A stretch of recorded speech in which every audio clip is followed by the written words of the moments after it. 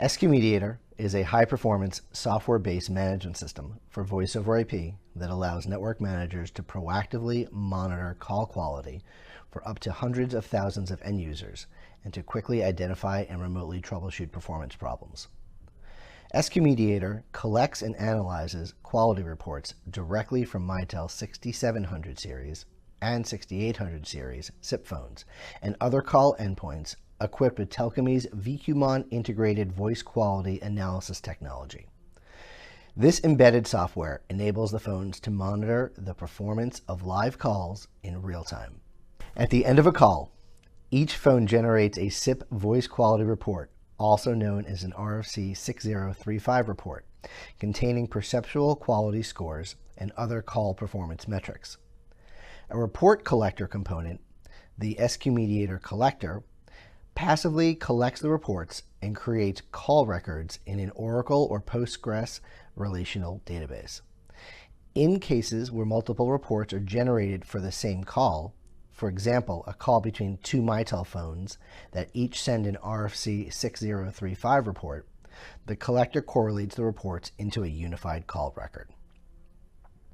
Call records are retrieved from the database by a separate component, the SQmediator reporter, which functions as the SQmediator's web user interface and allows multiple concurrent users to access the system using a standard web browser. In addition to direct access via the web user interface, the reporter can integrate with third-party management systems by sending SNMP traps and email alerts, and also supports web service integration using an optional SOAP XML-based API. To take full advantage of the features and benefits provided by SQmediator, it's important to understand two concepts that are fundamental to the SQmediator system. The first is the concept of services. In SQmediator, a service is a defined entity that functions as a logical representation of a real-world service, such as a voice over IP service. Services are defined from one of 5 service classes, in this example, voice over IP. A service has a defined set of performance thresholds that are applied to incoming call quality reports, as well as a defined set of rules for triggering alerts when threshold levels are reached. Alerts are displayed on the service dashboard and can also be sent externally in the form of an SNMP trap, an email alert, or both.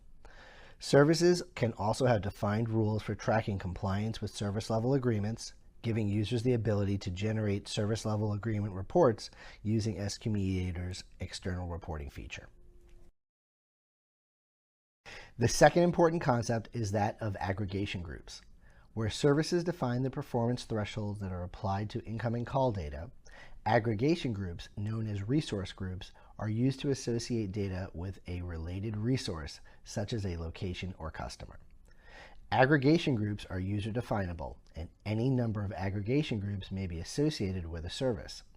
Like services, each aggregation group has its own custom dashboard. As shown in this example, aggregation groups can be defined in a hierarchy several levels deep. This flexibility allows SQmediator to model a wide range of environments, such as a business organization, geographic area, complex network topology, or a large customer base. In an aggregation group hierarchy, data associated with child groups is automatically rolled up to the parent group. This provides an important security function, as users can be assigned permissions to specified aggregation groups on a user group level. So, for example, a user with permissions to the sublocation aggregation group shown here would only be able to view data associated with that particular sublocation. To log into the SQmediator reporter, open a web browser and enter the URL for the reporter web server into your address bar. This is typically an IP address or hostname followed by a colon and a port number, and will be provided to you by your SQmediator system administrator. On the reporter login screen, enter the account username and password provided by your system administrator and click the login button. Security requirements for username, password length, and minimum password complexity are configurable and set by the SQmediator security administrator. Upon logging into the reporter, you will first see a prompt showing the date and time of your last successful login attempt, along with the IP address from which the login attempt was made. Click the X to close this message and to view the reporter dashboard. The reporter dashboard functions as the main command center for SQmediator. It provides a series of interactive charts designed to give an immediate view of overall service quality and to draw attention to problems that may need further investigation. The taskbar icons at the top of the screen allow users to easily navigate to other screens and functions in the reporter, some of which we'll cover in a few moments. On the left side of the screen is a set of icons for the available services. At a minimum, this will include an icon for the default VoIP service, or in this case, HVS National. If SQmediator is licensed to support other types of services, such as video conferencing, or if any custom user-defined services have been created, their icons will be displayed here as well. To view the dashboard for a service, simply click the service icon. The service class and service name are displayed on the information bar below the taskbar. The window drop-down on the right-hand side can be used to select the time window for the data displayed by the dashboard. By default, the dashboard shows the data for the past hour. Other options range from 3 hours up to 30 days. The starting time and date for the selected window is shown here. The service health chart provides a quick view of overall service performance as a distribution of call quality scores. Each bar on this chart represents a range of conversational quality mean opinion scores, or MOS-CQ. And the height of the bar indicates the number of received call reports in thousands that scored within that range. Hover the pointer over a bar to view details. For example, we see here that there were 78 reports with a MOS-CQ score below 3.1, which is a very small percentage, or in this case, just about 0.5% of the total number of reports. However small, this is certainly significant, as this is likely going to be the source of the majority of your call quality complaints. By clicking on any one of these bars, you can drill down into a set of corresponding call records for more detailed analysis. We'll talk more about SQmediator's drill down functionality a bit later. The quality versus time chart and the call volume chart are complementary charts that indicate the quality and volume of calls over time for a selected time window. Each bar on the call volume chart represents a measurement interval whose length varies based upon the selected time window. For example, in this case where we've chosen a 1-hour interval, each bar represents a 15-minute interval. The height of each bar indicates the number of calls in thousands that occurred during the interval, and you can easily hover your pointer over a particular time slice to see the exact number of calls that occurred during that period. The quality versus time chart follows this same timeline and uses 3 color-coded lines to show the minimum MOS-CQ reported in 90%, 95%, and 99% of call reports received. To view more detailed information, hover the pointer over the data points or click on the data point to drill down into a list of corresponding call records. The alerts chart shows the number of warning and failure alerts that were triggered by calls that met or exceeded service level thresholds during the measurement window. Again, you can click on one of these bars to view the alert screen. The alerts chart at the top of the screen indicates the number of alerts over time, and at the bottom of the screen would be a listing of each alert, when it occurred, the alert severity level, and the affected service and aggregation group. From there, you can drill down into the details of any alert, and if desired, view the call record for the call that triggered that particular alert. The 3 remaining charts are designed to notify users when problems occur that may impact service quality. The signaling performance chart indicates the presence of a call signaling problem occurring during the measurement window, including failures or delays in setting up, registering, or disconnecting calls. As the severity of a signaling problem increases, the corresponding bar extends farther to the right and color changes from green, meaning okay, to yellow, which is a moderate severity issue, to red, indicating a very severe problem. By hovering the pointer over a bar, you can see the percentage of calls that experience that particular type of signaling problem. By clicking on a bar, you again can drill down into a list of corresponding call records for further diagnosis. The problem indicators chart on the right-hand side tracks the number of service threshold violations for key performance metrics, including packet loss, packet discard, round-trip delay, jitter, and signal and echo levels.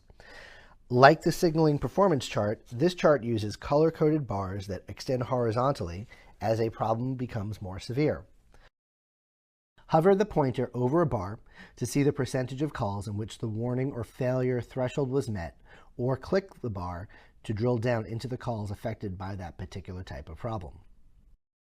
Finally, the problem correlation chart shows up to 5 aggregation groups with the highest percentage of calls that failed due to one or more service threshold violations. By clicking on one of the bars, you can focus the dashboard view on that aggregation group in order to diagnose the problem.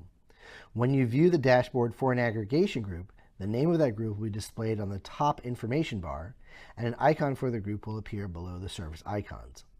To return to the service dashboard, click the service icon. One of SQmediator's most powerful features is the ability to drill down into performance data for specified groups of calls.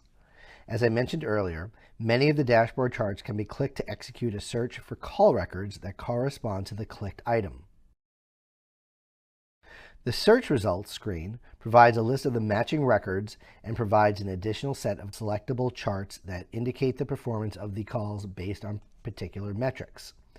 These include MOS conversational quality score, jitter, packet loss rate, average round-trip delay, and other measurements.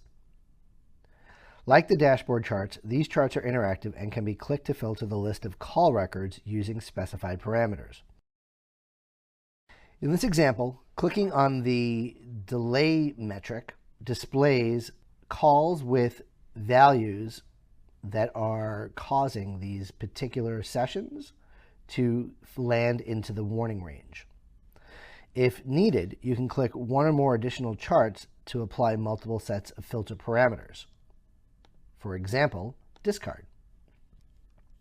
I can then also drill down further and look at the 3 calls that had values greater than 8% of discard. Details shown for each call record include the call end time, call duration, along with the URI or IP address for each endpoint, the endpoint A, which would be the call originator, and endpoint B, which would be the call answerer. If applicable, the resource group associated with each endpoint is also listed. The color-coded bars represent the overall health of the call in each direction, with green indicating good performance, yellow indicating moderate problems, and red indicating severe problems. A gray bar indicates that no data was available. To view the drill down information for a particular call record, simply click on View. An SQmediator call record provides a detailed set of performance metrics and diagnostic information for a single voice call. The diagram at the top of the screen provides a visual layout of the call using phone icons to depict each endpoint, call originator on the left and call answerer on the right, and color-coded arrows to indicate the performance of the voice streams in each direction. Additional icons may be displayed between the 2 phones if the call was monitored by one or more probes along the media path. A line appears green if the quality was good, yellow if there was some degradation, and red if the quality was poor. Below the diagram, details such as the URI, IP address, call ID, the associated service, and if applicable, the associated aggregation group are shown for each endpoint. The lower panel of the call record screen contains a set of performance metrics as reported by one or both of the call endpoints. Each metric is accompanied by a color-coded gauge that allows users to quickly assess whether the reported value is normal or indicates a problem. The vertical bar appears in the green area when the value is acceptable, yellow if there was some degradation, or in the red area if the problem was severe. Primary metrics include the listening quality mean opinion score, conversational quality mean opinion score, and overall IP network health. In this example, the call originator reported a listening quality mean opinion score of 4.3, which indicates that the quality as observed by the originator was good. However, if you take a look at the IP network health, you'll see that it was less than perfect at 85. If you would expand on that and arrow down, you can quickly see that the network round-trip delay was reported at 198 milliseconds, which is a bit high, which is likely the cause of why the mean opinion score was lower than it could have been. The last panel on the screen provides information into the call configuration information, such as codec type, voice sample rate, bit rate, jitter buffer configuration, and other details. You can also click on Expert Diagnosis at the top of this screen to view a plain English summary of the call's overall performance. If problems were reported, the Expert Diagnosis function lists possible factors that may have impacted performance. In this example, the IP network health was reported as having an aggregate score of 85, which indicates that there is noticeable degradation along this path. To save the call record, simply click on the Save to Collection button. Collections provide a convenient way to mark and organize individual call records or groups of records and return to them easily if further analysis is needed. There are two common use cases for the tool, one of which is proactive service analysis. SQmediator provides a critical tool for proactively monitoring the performance of voice services. Using the reporter dashboard, users can maintain a global view of service quality and easily focus on specific areas that need investigation. If enabled, alerts are automatically generated by SQmediator upon periods of poor performance. However, in all cases, performance thresholds are constantly being monitored by the system for exceptions and faults. In some cases, it may be necessary to focus on a specific aggregation group to diagnose a problem affecting a particular site or customer. One way to do this is using the problem correlation chart. If the chart indicates a problem with an aggregation group, click on the bar to view the dashboard for that group, as is done here. If the chart indicates a problem with an aggregation group, the charts now not only show data with the associated group, which makes it easier to isolate and troubleshoot performance with this group, but it also highlights areas that require investigation. For example, in this case, delay. Another way to analyze data for specific groups is using the Browse function. To do this, click on the Browse icon on the taskbar. The Browse screen provides a list of all aggregation groups associated with that service. From here, you can view the dashboard for any group by clicking the View Dashboard link. By clicking View Results, you can perform a search for all call records associated with a group in the past 24 hours. If a group is a parent group, the group name will appear as a link that can be clicked to view its child groups. The Analyze function can be used to quickly assess the overall performance of a service and resource group based on a wide range of metrics. To access this function, click the Analyze icon on the taskbar.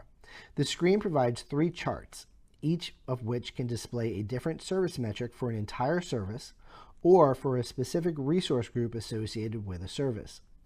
Metrics available include the number of alerts, average rates of packet loss and discard, levels of jitter and delay, call volume, and other measurements. Select a metric and click the Update to update the chart. By selecting other metrics on the other charts, you can easily compare the performance of a service or resource group in 3 different categories, or compare 3 different resource groups using the same metric. By default, the charts show data for the past 24 hours. However, you can specify a different date range to analyze trends in performance over a longer period of time. Another typical application for SQmediator is performing in-depth troubleshooting in a call center environment. In this example, an end user has reported experiencing poor call quality during recent calls, so we'll use SQmediator to investigate and diagnose the cause of the problem. First, use the search function to locate call records for the affected calls. To access the search function, click the search icon on the taskbar. On the search record screen, select the service drop-down to select the HVS National VoIP service. Use the Filter By drop-down to select the type of filter parameters to use for the search. This can be the specified resource group, IP address, call ID, call outcome, for example, calls with bad signaling or calls that were dropped, calls within a specified performance range for a specific metric, such as MOS-CQ, or a rate of packet loss, or calls matching a specified endpoint URI or partial URI. In this case, we know the end user's domain, so we'll select the full URI domain and type the domain. The next step is to specify the date range for the search. Use the Common Ranges dropdown to specify a preset range, such as the last 24 hours or anything up to the last 30 days. To specify a custom range, type the date directly into the To and From fields, or click the calendar icon and use the calendar icon widget to select the date. By default, the number of records returned by the search is limited to 100. However, this can be easily changed to anything up to 1,000, but that won't be necessary in this case. To start the search, click the search button. On the search results screen, we'll now see a list of the matching records, if any are found. In some cases, a search may take some time to complete depending upon the number of records being searched, the speed of the database, the number of other users accessing the system, and other factors. The search progress bar shows the percentage of progress while the search runs and displays done when the search is completed.